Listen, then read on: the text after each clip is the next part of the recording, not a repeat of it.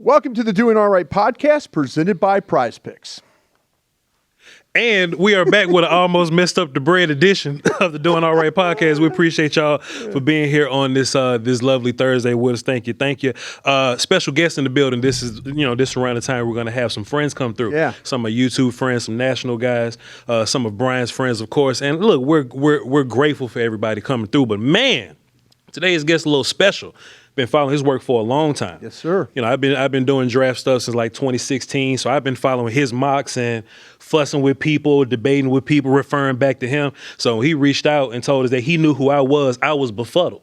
Yes. What you mean you know who I am? Because I know who the hell you are. Yeah. You know what I'm saying? Yeah. So I'm always blown away by that. But we have from ESPN a Jordan Reid edition of the Doing All Right podcast. Jay Reid, what's happening, man?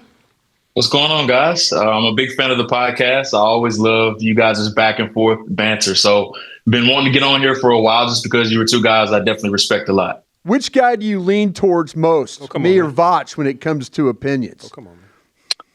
So, Broaddus, I have twin girls. It's like making me choose my favorite ones. I'm a big fan of both of you guys. Well, I'm not going to lean either way. I appreciate you saying that. I appreciate that. Jay Reid, we're going to jump right into it, man. I don't want to waste your time, man. I got a bunch of hard hitters right here. Phenomenal questions is what I got for you, sir.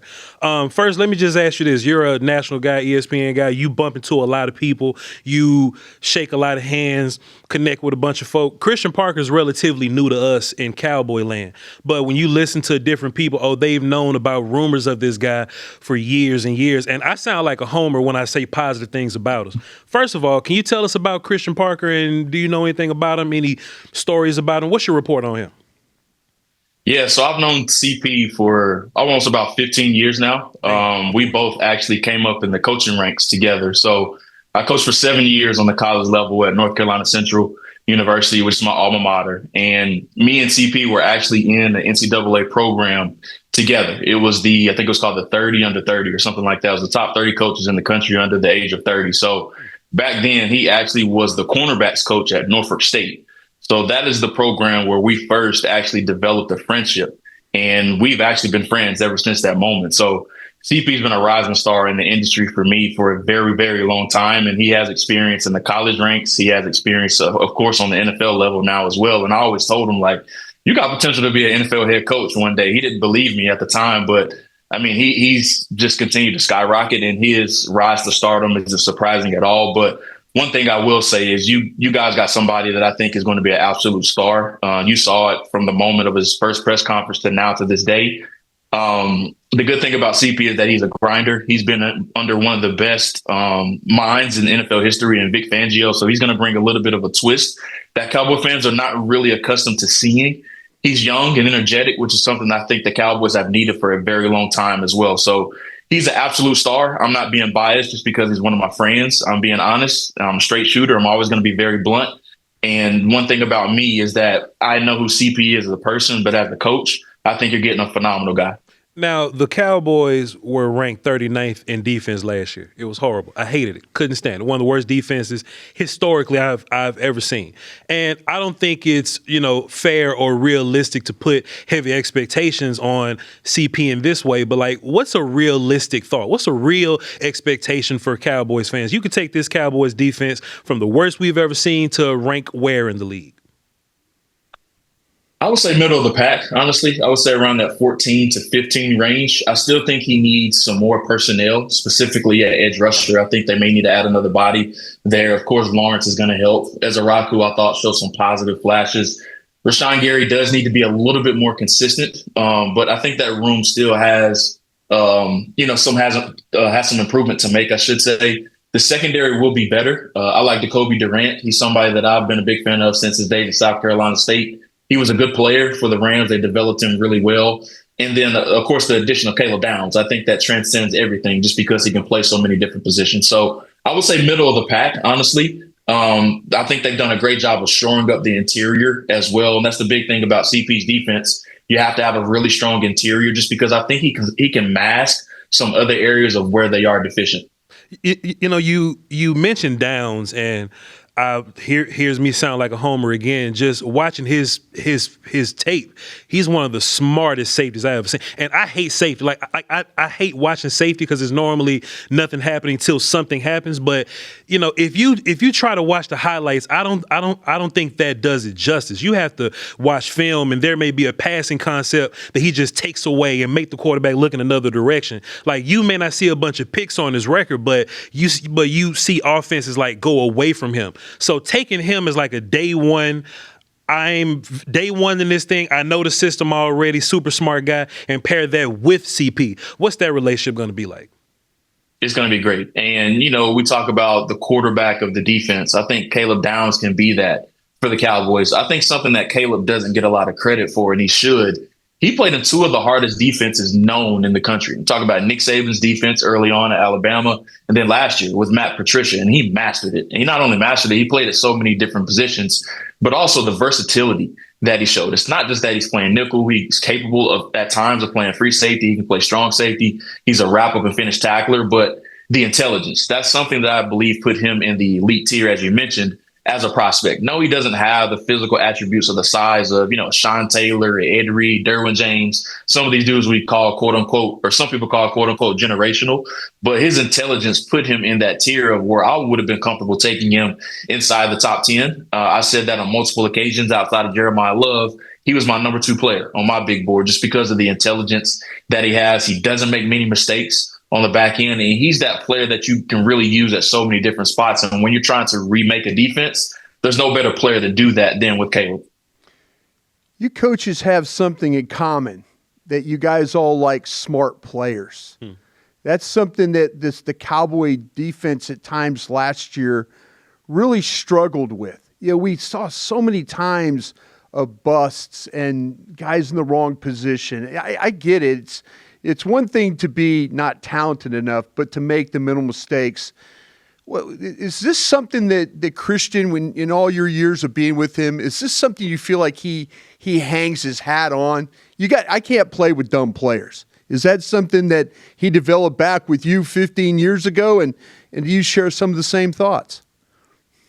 I do. And, on the back end, Broaddus, it's all about communication, especially with all these motions, shifts, change of formations, different personnel that all these really smart offensive coordinators are using. You have to have guys that not only can communicate, but also can see it on the fly and know what to do with that as well. Just talking to CP, that's something that he really learned coaching guys like Patrick Surtain and Cooper DeJean and Quinyon Mitchell, and why they were able to get on the field so early is that the physical ability, those guys have it. But what allows them to play really early is the ability to communicate, but also read and react on the fly as well. And as a DB, you have to be able to do that just because there's so many different shifts and motions that these offenses are incorporating. If you can't really get what I like to call a pre and a post snap picture of what's happening, you're not going to be able to be on the field. That's when all those communication breakdowns and those mental busts and things like that happen on the back end. And, just looking at the Cowboys tape from afar, that was a big reason why they gave up so many explosive plays last season. There was just so much miscommunication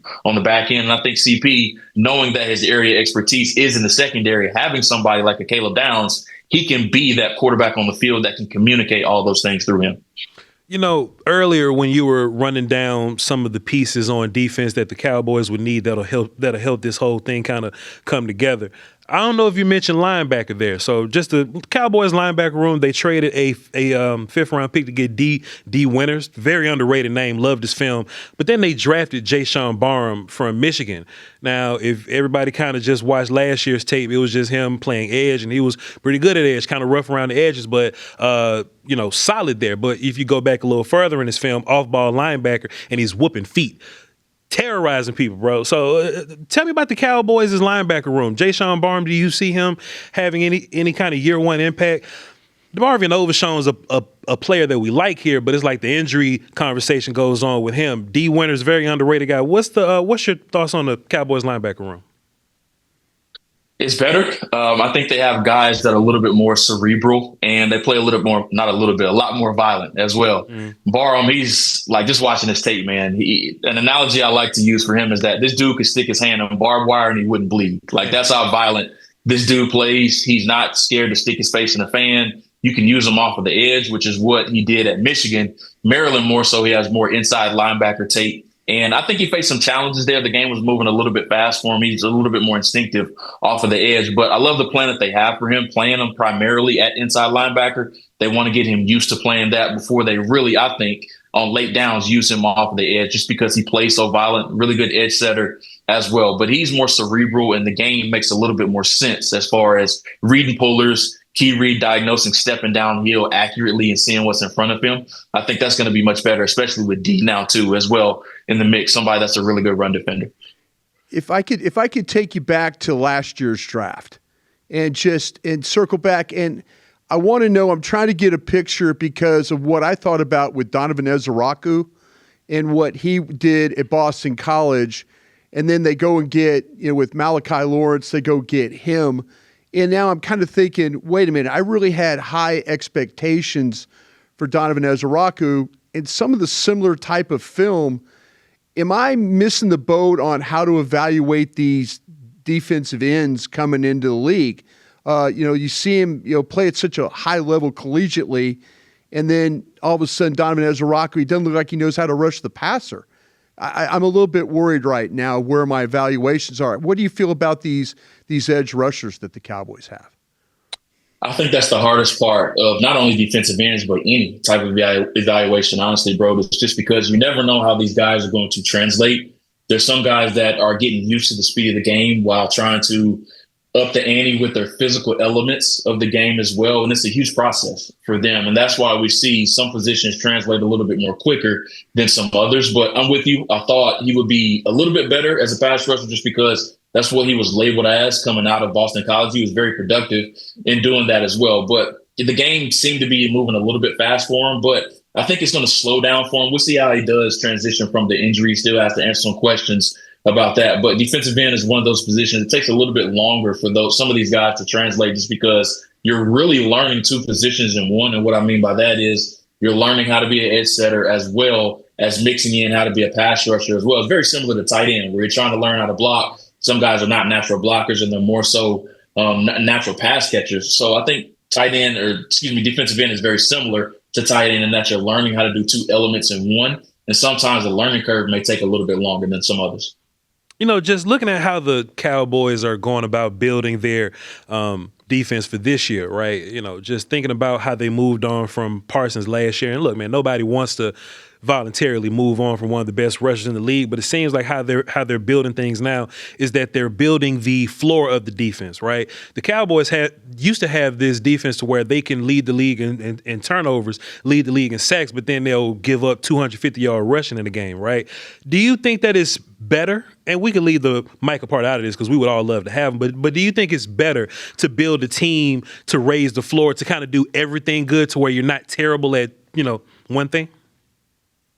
Yeah, and I think that's what Seattle has done. Honestly, that's kind of like the mold that everybody wants to do, and that, they're elite in certain areas, but they just have a bunch of really good players. But the thing that I noticed when looking at their personnel is that they don't have like a marquee edge rusher that somebody that's going to get like 15 plus sacks. They just have a bunch of players that are really good at their role and they understand how to maximize those roles. I look at Devin Witherspoon, who's a really, really good player. I look at some players on the outside at corner that are just good players. Then at safety, everybody just understands how to play their role.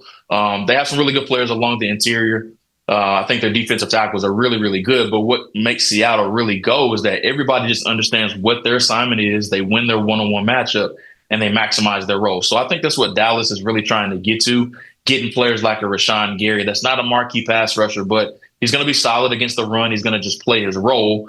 Ezaraku is very similar. Malachi Lawrence is very similar as well. Those guys can get after the passer. Still have to do some improving as run defenders, but where I think Dallas is really strong already is right up the middle along the interior. Quinnen Williams, I think, is an elite defensive tackle. We saw that early on when they acquired him from the Jets. We saw how he translated, and having that marquee interior guy makes things so much easier for everybody else around the exterior of the defense as well. So no superstars, honestly, outside of defensive tackle. So they're trying to build it very similar to Seattle in that everybody's just maximizing their role and understanding how to win their one-on-one matchup. Jordan, there's a like a joke that I, go around saying, and I sound arrogant when I say it, but I don't care.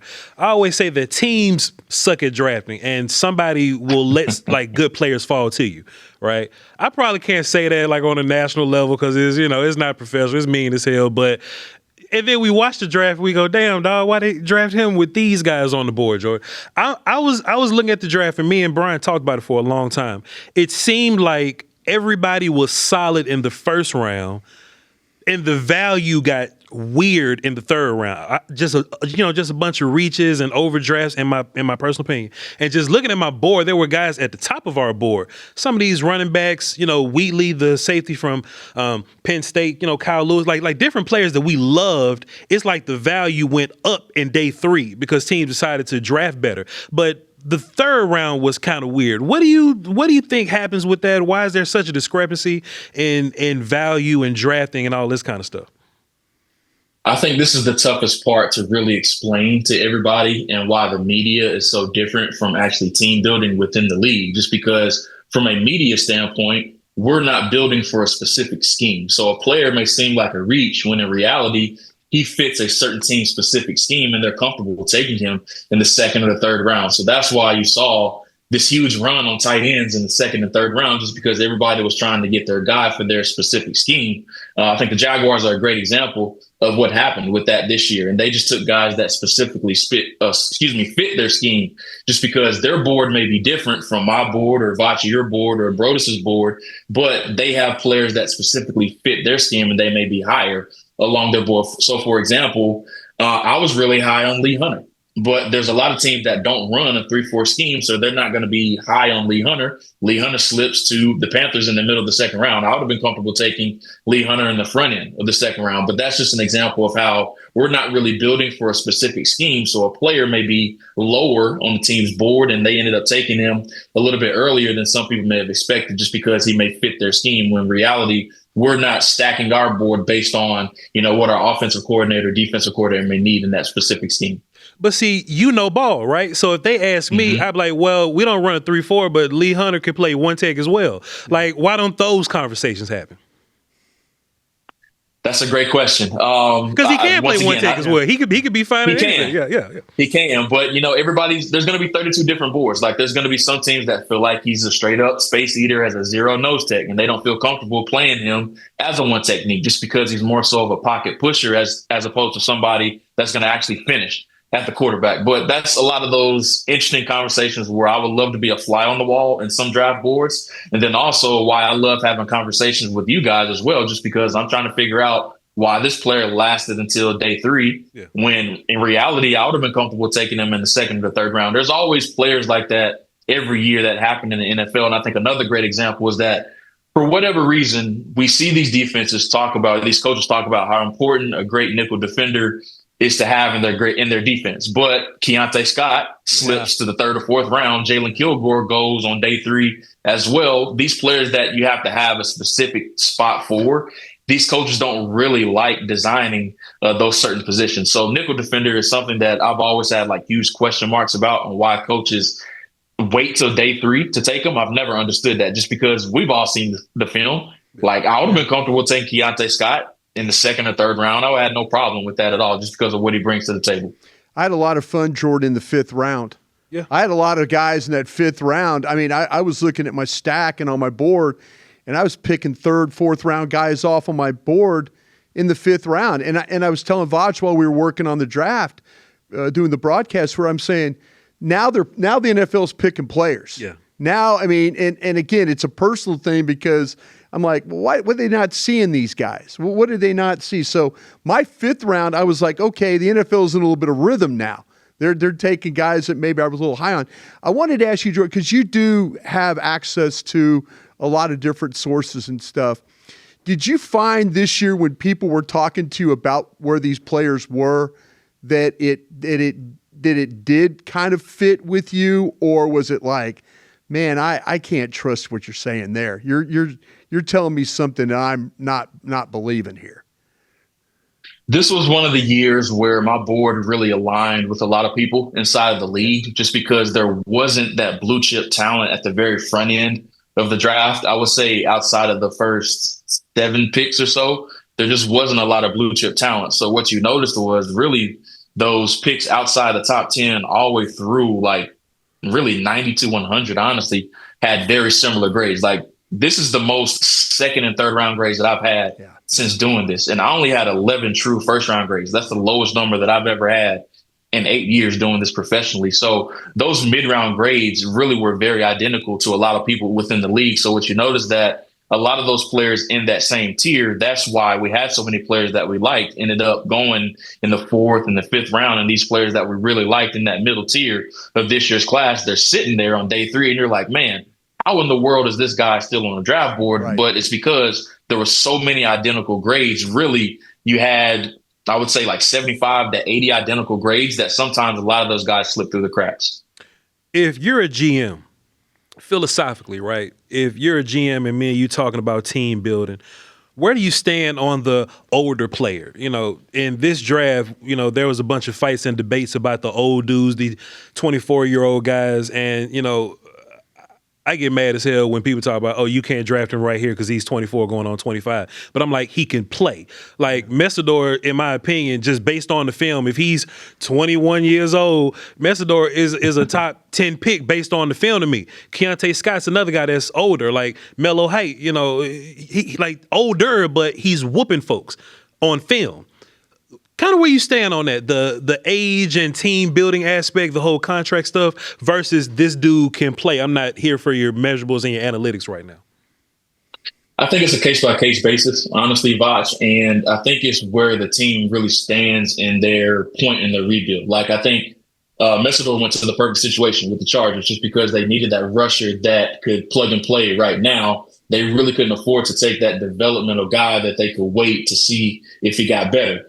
But also, I think people online fall in love with like the financial ramifications of everything. And I see both sides of it, honestly, just because when you take somebody that is 20 or 21 years old, when they get to that second contract, they're 24 or 25, and then they may get another contract or even a third contract after that. So I really see both sides of it. But I think where people really fall in love with it from an online or social media perspective of it is it's more so of a financial thing. Just because if I can have a defensive end that I draft at 21 and I have him until, you know, he's 31 or 32 years old, then I'm going to be very happy about that. And I think a great example of this is Danielle Hunter. Danielle Hunter was, I believe, 20 years old when he got drafted by the Vikings in the 3rd round. And I believe he just signed his 3rd contract, if I'm not mistaken.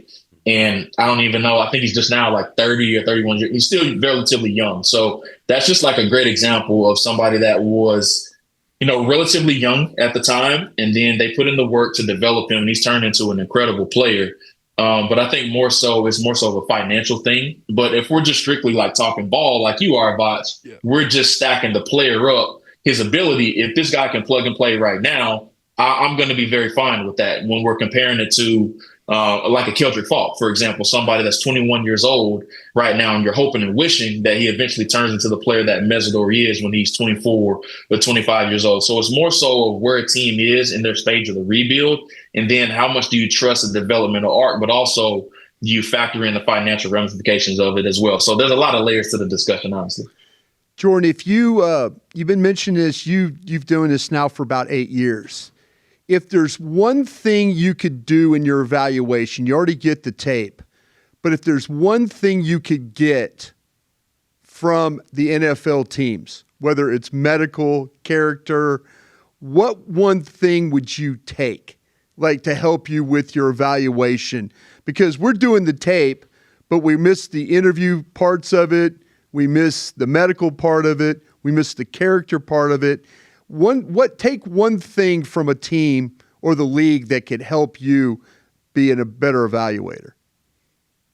It would be the interview process without question, just because even though it's relatively quick, I kind of compare it to speed dating in that they only get 15 to 16 minutes to meet with these guys. You can really get a feel of that person in those 15 to 16 minutes or so. We don't really get that from a media perspective, and we don't get to sit down with these guys. So if we have a question on tape, why did he do this? Or what was your thought process here? If he made a mistake, or even if it was a positive play, I would love to see or hear some of these guys explain why they had a negative play here. Or if it was a positive play, why was this play so good? So hearing their ball knowledge, their football IQ, and just getting a feel for the person from a character standpoint and then from a personality standpoint, like I would love to do stuff like that. See, it's funny you say that because when we were on DallasCowboys.com and we get the chance to talk to the draft picks afterwards, Voch always asks a question like, I was watching your Michigan game, and you would be surprised how these players, their attitude or demeanor changes. Like, oh, wait a minute, this dude's actually watching my tape. He's actually, so I could see, I've always felt like if you gave me a chance with the medical, I would be able to, because I know on my board, I'm always wondering, why didn't this guy get picked? Why didn't this guy get picked? And then all of a sudden it turns into, wow, he's got a toe problem or he's got a spine problem or something like that. I love the interview part, what you're talking about, but if you gave me the medical, I think I can eliminate a lot of guys from teams. Yeah, without question. And, something I do that's a little bit different from a lot of other people in the media, I actually am able to go out on the scouting trail. So really from August to January, I'm at these games, I'm live scouting all these players, and I really compare it to, it's like buying a car. So we see a nice fancy car that we like online. That's very comparable to watching the tape. But when we're going or when I'm actually at these games, I'm able to talk to, people that are really close to the players, whether it's the strength coach or the position coach. I'm getting to see them warm up. I'm getting to see who's outspoken. When these guys make a mistake, I have the binoculars on. I'm able to zoom in to see how do they interact with these players on the sideline when they make a mistake. Are they standoffish? Are they actually coaching guys up, saying my bad and stuff like that? So that's where I'm going to the dealership, lifting up the hood. I'm getting to test drive the car. So live scouting, I think, is something that's very important to my process. And I think that's something that I do a little bit different than a lot of other media people that I think that I love, that I have in my back pocket during my scouting process. So that really helps me. But I'm with you. I would love to have the medical stuff as well. I think Jermon McCoy this year is a quintessential example of that. I never would have guessed that he would be at the top of the board on day 3. If you would have gave me a million guesses, I never would have guessed that he would be the prospect that is there on day 3. But obviously the medical situation, a lot of teams were not even comfortable with drafting him at all. Jay Reid, this is my last one, brother. Appreciate you being here with us. Michael Trigg, tight end from Baylor, didn't get drafted. We ain't got to talk about why he didn't get drafted, but I had a 4th round grade on him. I think he's going to come in here and shake it up, man. I think the tight end room is going to feel him being around. I don't think Ferguson is in trouble necessarily, but I just think him as being a high floor type guy, I think he can go in there and make an impact right now, but then Dak being who he is can bump him up even more. Talk to us about Michael Trigg and what you would think that he looks like in the Dallas Cowboys offense. I think he fits perfect just because where he really aligns, what his role is going to be is really as a seam runner. That's really what you see on his tape. And I know he's labeled as a tight end, but to me, he's a receiver. Like a lot of these guys, they have TE beside their name on the depth chart, but it should be WR just because they are a glorified wide receiver. And he's definitely in that mold. Really big hands, strong hands, a really good route runner as well. I think he's very flexible. As far as what you can do with him, I would feel more comfortable playing him in the slot or splitting him out wide. I just don't think he's going to be a consistent in the box guy. He's not going to give you a lot there from a blocking standpoint. So having that extra receiver or that extra option from, 12 personnel, I think you even play sometimes in 11 as well when Ferguson goes off of the field, if you want an extra receiver on the field as well. But his role is going to be as a seam runner. And we know how much Dak loves to throw over the middle of the field. You see a lot of that with Trigg. He has a basketball background. He really carries that over to the football field as well. Has really good leaping ability. And I know that didn't show up in the testing numbers, but on the tape, when we're just talking about the tape, he's leaping over people. He's making contested catches as well. So I think you have to have a specific role, and that's going to be an 11 and 12 personnel as the F tight end, as I like to call it, which is a glorified receiver. But I definitely think there is a role. He's one of those guys that is going to flash in preseason as well, primarily as a receiver. So I'm excited to see what he does. I was not surprised that he went undrafted just because of some background things that happened with him and his transition of going to different schools and what happened at each stop. So I definitely think the Cowboys got one of the better UDFAs on the market, but I'm interested to see how he does in preseason. I definitely think he's going to have some big time catches. Jordan, again, I can't thank you enough for joining us today. I mean, it's been great. And I want to leave you with this thought or get your thought on this. Where do you think the process of scouting is going to go for us media scouts in the future when it comes to NIL deals and having to deal with more and more of these players going from school to school? And are we good? How do you envision scouting in the next 8 years of you doing this? Well, bro, this is much different from your scouting days, just because back then, if guys jump from school to school, you're like, man, why the hell is this dude going to so many different schools? And that's a huge red flag. But now it's like you're expected to see this guy go to 2 to 3 or even sometimes even 4 different schools. So I think the biggest thing is just finding out the why behind it. Why is he going to so many different schools? Is he uncoachable? Is it just a playing time issue? Is it an NIL thing, as you mentioned, with wanting to get paid elsewhere? But I don't think it is a negative as far as like from an NIL standpoint, just because these guys are paid.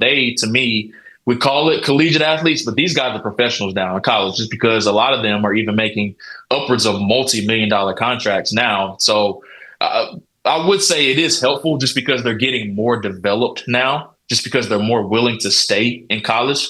Specifically quarterbacks, I think is great for quarterback development, in my opinion, with these guys staying for 3, 4, sometimes even 5 years now. They're coming in with a better understanding of playing the position, but also other positions as well, just because they are getting paid. So I think the developmental aspect is good, but the payment aspect is something that I think is going to be a huge adjustment for a lot of people, just because I think I know the hunger is a little bit different now, especially with guys making multiple $1 million before they get to the NFL.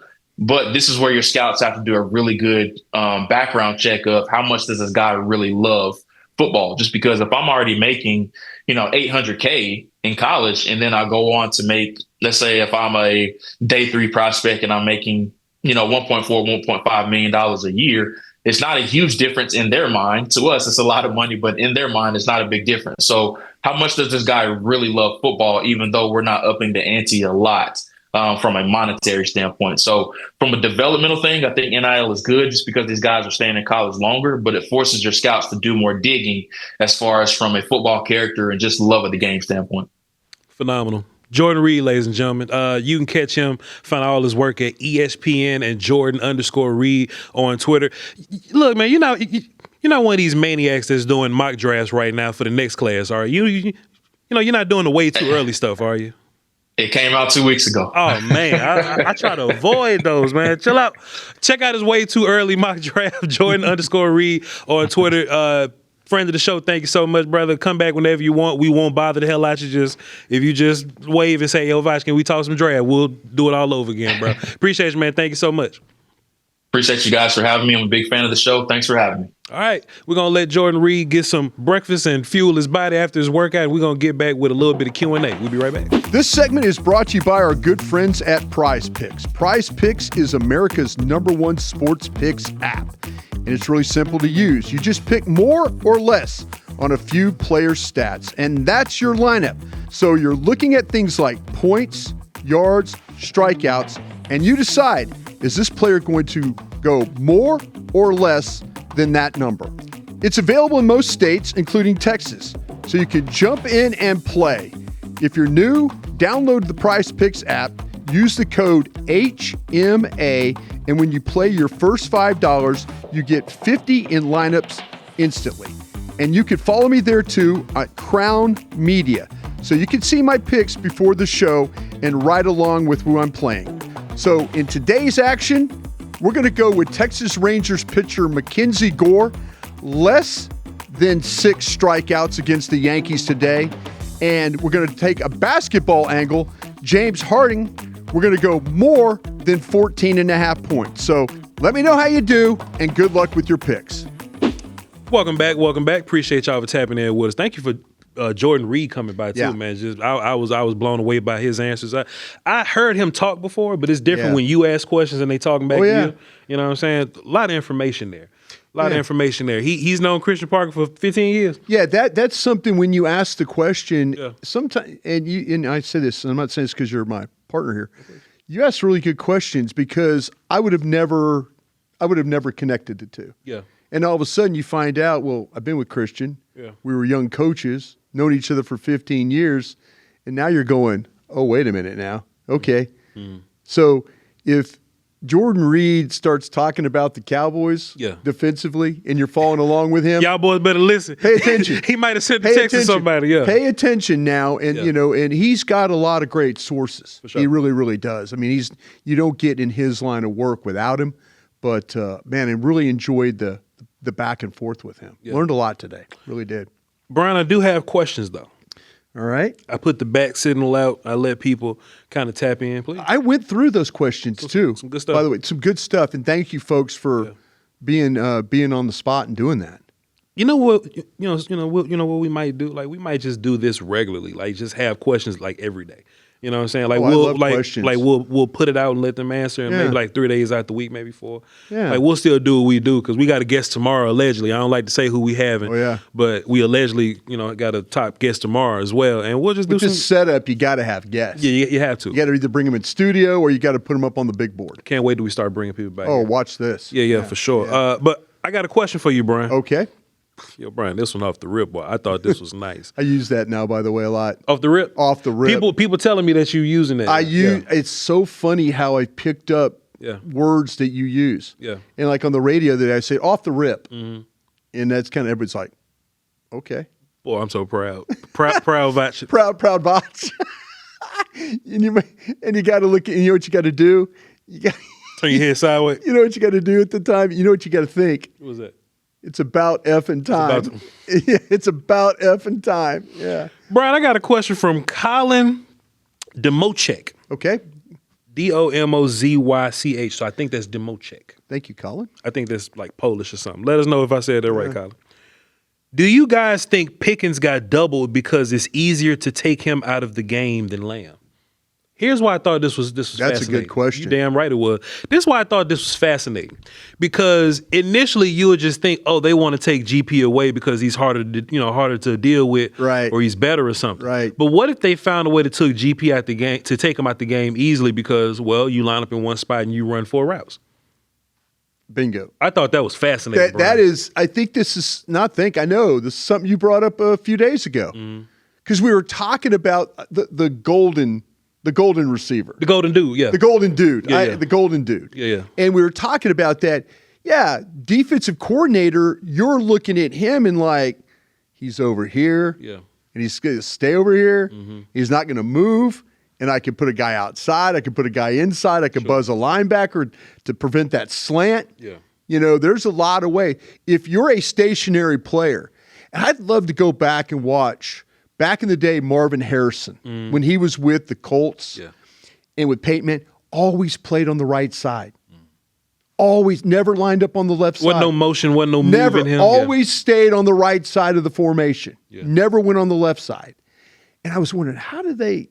And Marvin Harrison, Hall of Fame. He was always open. He was always open. Yeah. But that's Marvin Harrison. You could evaluate him coming out of college. He was always open. Yeah.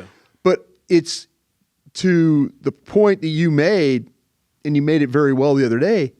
If you give me a stationary person, I know where he is. I could do things to create opportunity for him not to get open. Like I said, I could buzz that linebacker. I could play a guy outside. I could play a guy inside. I could play a guy inside. I could play a guy outside. I could, if I think he's going to run certain routes in down and distance situations. Yeah. It's a lot easier. You can. It's harder to travel with a mobile guy because coordinators will tell you this. We have Dave Campo. We'll have Dave Campo on again. You bring a guy in motion across the formation, it changes everybody's assignment. And now in that 2 to 3 seconds of the motion, you're now making everybody have to adjust. And did everybody get the adjustment? Oh, wait a minute. We didn't get the adjustment. The backside tight end's wide open here. Yeah. So motion creates confusion.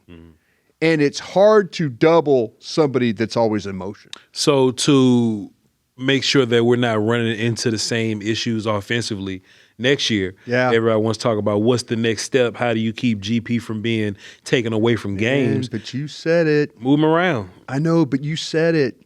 You said it the other day.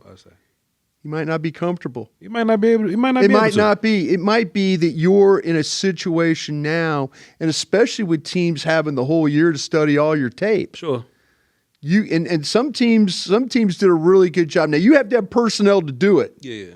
You know, you've also brought up the point about when we were talking about Jackson Smith and Jigba. Yeah. And some stupid balls. Mm-hmm. You know, sometimes you could double Pickens, but there's going to be a stupid ball that he's going to go get. Yeah. So can't stop it neither. Can't stop it. Yeah. You can't stop that. But to me, I think that it might be a deal where you're all of a sudden you're going, we can't move him because he doesn't want to move. He feels more comfortable playing as a stationary player. That's fascinating. Yeah. I got another question, but you know that it might be a little too messy, but we'll come back and talk about that one. We can say that for next week. When we got a bunch of time. Man, you've been a little messy here lately. You know the game, bro. I've seen these clips of you. What'd I say? The whole thing. From here? You and Pickens and Jackson Smith and Jigba. I'm sure you lit up half the state of Washington. Well, that's Jacob in the back, you know, making me look crazy with the clips. I think you know what you're doing over there. Oh no, it's never on purpose. I'm just honest. I think you know what you're doing. No. Brian, Eddie says this. Maybe I do. Eddie says this. If the Cowboys make no other moves on defense. This is a really good question. Yeah. This is a really good question. If they don't add nothing else. I wrote this one down in the old yellow pad. Okay. I'm stealing this one from Eddie. Still that month. Yeah. We, in our mind, think that they're going to go get Jordan Brooks and maybe one more veteran pass rusher. Yeah, we do. In the event that they don't. Yeah. Are we cool with that? Do we feel good about that, Brian? I feel a lot better. I would feel a lot better if they did. I feel a lot better if they would go get another linebacker. Yeah. But as far as what their checklist is, what started in as soon as the final game to where we're at today, Sure. I would say they did a lot of things to make me feel a lot better about this defense. Yeah. I really do. I feel like that when you talk about the additions, let's see what happens. I mentioned Donovan Ezerako when we were talking with Jordan Reid there. Yeah. I mentioned there could be a jump there. There could be a jump with Revel. You know, we'll see. Hopefully, the Bland's health's improved. You know, the addition of Moore, the safety with Downs, the nickel. You know, there's so many things. The additions you made at safety with Thompson and guys. There is clear improvement on this defense. Well, see, Brian, the common thought or the sentiments about this defense last year, right, is that you need 5 starters. Yeah. Right? And that's not counting Quinnen because Quinnen was here. But just from the last game, you need to add 5 starters to this equation.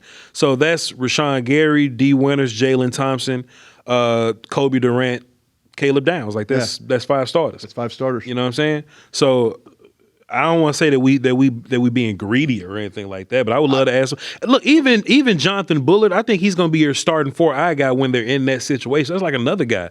Is that enough? Okay. Let me ask you this question then. Okay. And I appreciate it was Eddie again, right? Eddie asked that question. Eddie asked this question. Yep. Where would you put the Christian Parker addition in that? You had 5 guys plus your coordinator. Mm-hmm. So 6 different things you're adding to this. Yep. Is he the most important? 10,000% is how I feel. He's the most important element to the offseason additions. When we look at the teams that made the biggest leaps, yeah, is new coaches, bro. Yeah. Jacksonville made huge leaps. And people don't even talk about Bears. Jacksonville. Look, people don't even talk about Jacksonville for real. Yeah. Jacksonville was just drafting Travis Hunter at 2 overall. Right. They traded up from 3 or wherever but they was a top 5 worst team last year. The Jags was bad. The Bears were bad with Caleb Williams or whatever. The Patriots were bad. Right. The Seahawks were decent, but they weren't incredible. Coaching changes everything. It does. Everything. So we can add players, but man, bro, I feel like we always had players. We may not have had cohesion. Right. We may not have had a good plan. We may not have had an identity. Right. You know what I'm saying? But man, coaching put all that stuff together, man. Right. Christian Parker's if it works out, because we don't know, he never called plays before. But if it all works out, it start with him. Yeah. It start with him. You know what I'm saying? And Marcus Dixon and what he gonna do for the run game, and BT Jordan and what they gonna do for the pass rushes, and just bringing in all new hot in the streets guys. Right. Not just, I'm here, I'm going to bring Paul Gunther with me. Oh, yeah, like bring in old retread guy. Paul Gunther not going to be a head coach after this? Yeah. You got a lot of guys that's coaching defense right now that could be defense coordinators or head coach in the future. Good point. So you got the best of the best coaches now. Coaching is massive. Yeah. Coaching is massive. Appreciate you, Eddie. I got one more, Bryan Broaddus. I'm gonna see if this is a good one. This is a quick one. This is a quick little one, and we'll do one more. Shepe.com asked, if the Cowboys didn't take downs, who would have? If the Cowboys didn't take downs. I know for a fact that the Giants, if Malinois was not there, he was going at 10. Let me ask you this, because but people want to know how far would he have fallen. It seems like Miami wanted to take an offensive lineman anyway. Yeah, they did. I don't care. Yeah. Assuming nobody traded up. After that, I think the Rams wanted to take quarterback regardless. They did. The Ravens kind of got that type of dude. Maybe they'll add another one. I don't know. Tampa. I mean, I'm not going to sit there and act like I know the Buccaneers. We don't know. Look, he could have went to. But he could have went to Miami. We don't know. Yeah, but Tampa was sitting there at 15. Yeah, I can't believe that he would have fallen into the 20s. I wouldn't believe it either. But boy, if you got Caleb Downs at 20, I don't even know. If you got Bain at 12 and Downs at 20, it's stupid. Or if you got Downs at 12 and Bain at 20. I can't get anybody to say for a fact. Yeah. Because I asked the question about who they would have taken, Dallas. Nobody gave you the wipeout scenario? Nobody gave me the answer I got was we'll never know. We'll never know. And maybe at training camp we'll saddle up to somebody that'll, after a couple of months, will tell us Yeah. But I believe, just whispers. Yeah. It was Bain. They would have took Bain? Yeah. And they should have. Yeah. There was people in that room that were fighting for him. Mm-hmm. I mean, they all loved Downs.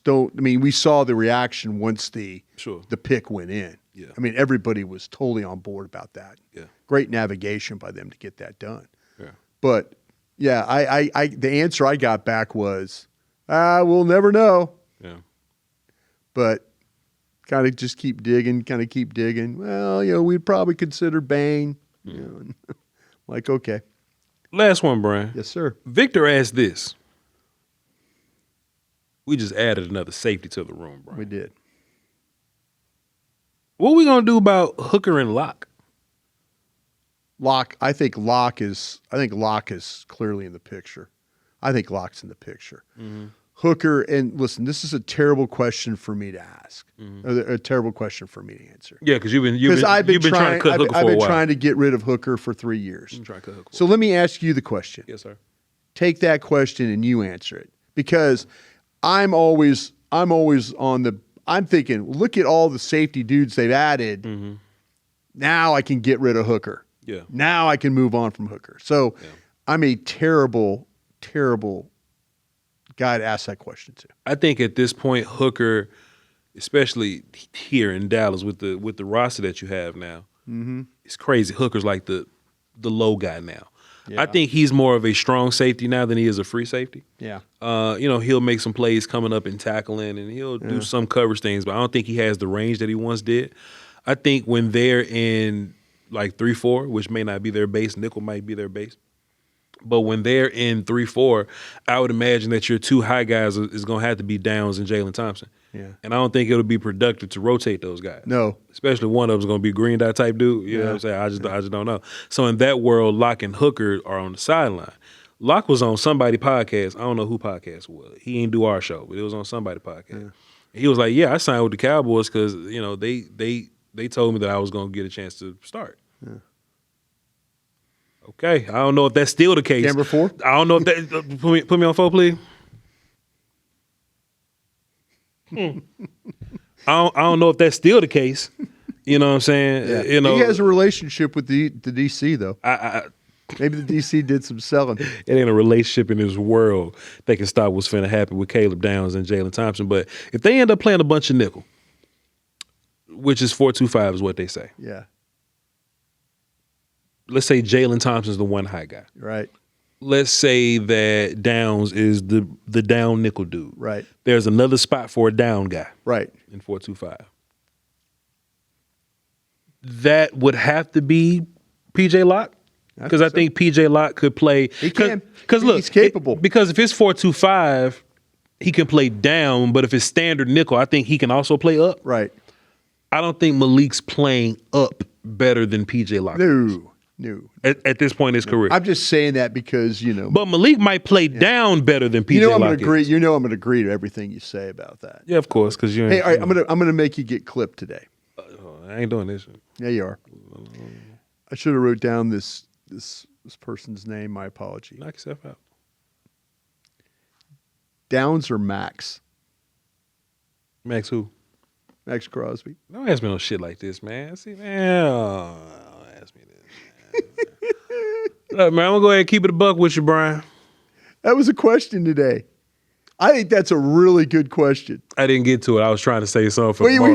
Were you trying to? I was trying to say something for tomorrow. It was like one of the first questions I wrote down. I'm gonna go ahead and keep it a buck with you, man. You gonna save that one? I'm gonna ask you a question. I don't crawfish, sir. You don't. 12 years of Caleb Downs is really fun. Yeah. I'll take an explosive 3 years of Maxx though. Yeah. I'll take it. They could have had 12 because that was the conversation. Yeah. I'll send them 12. Yeah. I think Maxx so good, man. I think Maxx is so good. I think Maxx is at the top of his game as a front seven guy in what this system would be. I think Christian Parker is going to manipulate the DBs, but I think he needs his front seven guys to be dudes. Right. I think he can take a lesser DB and confuse the quarterback with his chess plan. Right. But there's a reason why he needs his front guys to be bigger, powerful dudes. Like Jonathan Bullard, Quinnen, Kenny, Otito, Obanya. You know what I'm saying? He needs big guys like that so they can hold. He can't scheme better run defense. You know what I mean? Yeah. I think Maxx Crosby just puts all that shit it just tips it over the edge, Yeah. Bryan. I think Caleb Downs is gonna be really good though. You do. But he's your number one player on the stack, right? he was my second guy. He's your second guy. I had Reese one. Okay. But still a bad boy though. And I would love to have him for 15 years. But I think would you still take him over Reese then? Would I take Downs over Reese? No, would you take Maxx over Reese? Yeah. I'm taking Maxx over Reese. Okay. I'm taking Maxx over Reese. That's being committed. I'm taking Maxx over Reese. Maxx is nice. It's over, so we ain't got to talk about it. No, I know. You're right. It's over with. So you're right. But I thought it was a really good question. I think Downs. I don't disagree with you. I think Downs is really good. But if we didn't draft Downs, we'd have been fine because Jalen Thompson can do that job. Right. I think Reese is really good. I'm cool that hey, look, Jayshon Barham can do those jobs. Who in the shit on your team can do Maxx Crosby stuff right now? Right. Who can do it? Yeah. We know Jalen Thompson can do Caleb Downs stuff. That's true. And I do think the Caleb Downs, Christian Parker combo, I think is going to be something intriguing over the next 3 years. Yeah. Ain't nobody on this team doing no Maxx Crosby shit right now. Right. And if you add Maxx Crosby to your team right now, he immediately turns into a top 5 best dude on the whole damn team. Caleb Downs ain't a top 5 best dude on your whole team right now. Right. I'm just keeping the buck. Maybe in year 3 he might. Yeah. Year 2 or 3 he might, but his rookie year definitely not. Maxx Crosby for the next 2-3 years is gonna be the best dude on your roster, or one of the best dudes on. He's gonna be in a conversation with Quinnen, Dak, CP, GP. Man, Big Tyler. I knew you were committed. Yeah. But I didn't know you were that committed. Well, Maxx is nice. I think you explained that really well, though. Yes, sir. I mean, you just didn't. Immediately you would think, he's just going to take Downs. Yeah. Now, see, 12 years. I mean, the way you started out, you're going to be 12 years of Downs. See, Jacob's going to miss all that context and just clip me saying, I'm mad as hell that we drafted Downs. We should have just took Maxx Crosby. That's how you're going to make it sound. Oh, yeah. That's how Jacob, our editor's going to make it sound. Clip you now. That's how our editor. Yeah, you got to watch And it's going to get views. Yeah. And we're all on the same team here. We're on the same team. I'll take it. Yeah. But with that context and clarity. Yeah. Yeah, Maxx Crosby failed his physical because he got hurt in December. So of course the physical ain't gonna look good in fucking February. Right. You know what I'm saying? I think Maxx will be fine. He was going to play on his hurt knee or whatever. So he was going. I think Maxx will be fine. If you take Maxx is one of the best players in the league. I don't think Caleb Downs is going to be that year one. The Ravens thought about giving up the 14th pick, right? Yep. 14th and some next year. Well, and next year's one. There was about 2 ones. Yep. They were thinking about giving up the 14th pick, and you were talking about giving up the 12th. They could have 12.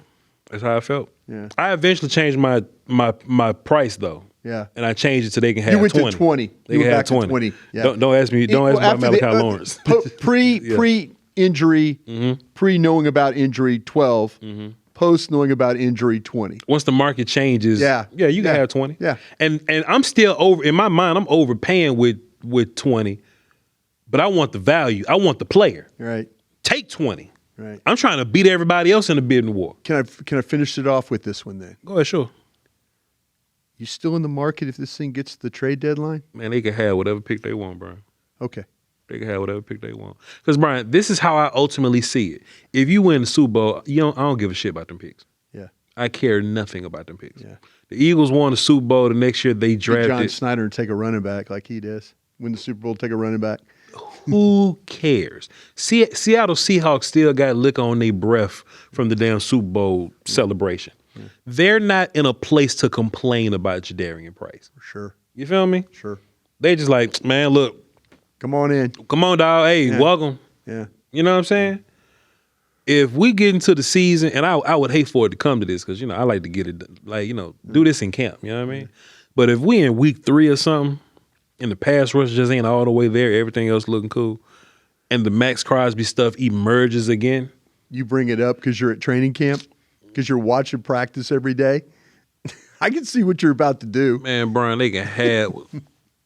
What you think the pick gonna be like a second at that point? I don't know. They can have 2 and Donovan Ezraku, but Donovan can go. Yeah. They wouldn't do it. Cowboys wouldn't do it. Yeah. Hey man, look, what's the name? Knee hurt, Donovan hip hurt. And I'll give you a second. He younger. I wouldn't think twice about it. But that's just me. I like what you're doing. I thought it was a good question, by the way. Fantastic question, man. I appreciate everybody for asking good questions. I wrote them all down, by the way. If you got your question, I wrote down the ones. Okay. I wrote them down because I've got do a lot of platforms. I'm on a lot of platforms. Just give them credit. And yeah, I will. I'll give you folks credit. Just give them credit. 105.3 The Fan or whatever platform I'm on. You guys asked some really good questions. Yeah. Make me think a little bit. Shouts out to him. Shouts out to y'all. Shouts out to Jordan Reid. Yeah. Got a guest tomorrow. Preliminary shouts out to him. If it go through, we'll see what happens. Yeah. Thank you all for your questions and all this kind of stuff. I'm going to leave the posts up there on Twitter, and I'll keep thumbing through them. And if we have some good hangover, we'll ask some questions tomorrow. We'll even come back Monday and ask some, answer some. So if y'all have any questions or concerns, you can either leave them in this comment section or you can go and leave them on my Twitter. It's posted up at the top of my Twitter there. Crown Globe Media is where you find everything. If you want to get some merch, whatever piece of garment you want and whatever logo, we can put that together for you. Thank you so much. All the good people that work with us, you know what I'm saying, that's, holding it down, paying the bills for us. Thank you all as well. Support that. And, hey, man, we'll do this all over again tomorrow. Like and subscribe if you can, too. Knock that out for us, please. SBR, well. Yeah, I'm working on it. I've got multiple people working on this thing. You work on this. I got multiple people. You work on we this. might get this thing back. Boy. We might get this thing back. Boy, it's been a long time. We was saying grace over Thanksgiving dinner when you said that last time. It's almost Thanksgiving again. It was, yeah. Crown Globe Media on Twitter. Everything is on crownglobemedia.com. The audio as well. Check it out for all the truckers out there. And I'm Voch Lombardi. We'll catch y'all tomorrow with another banger. Crown.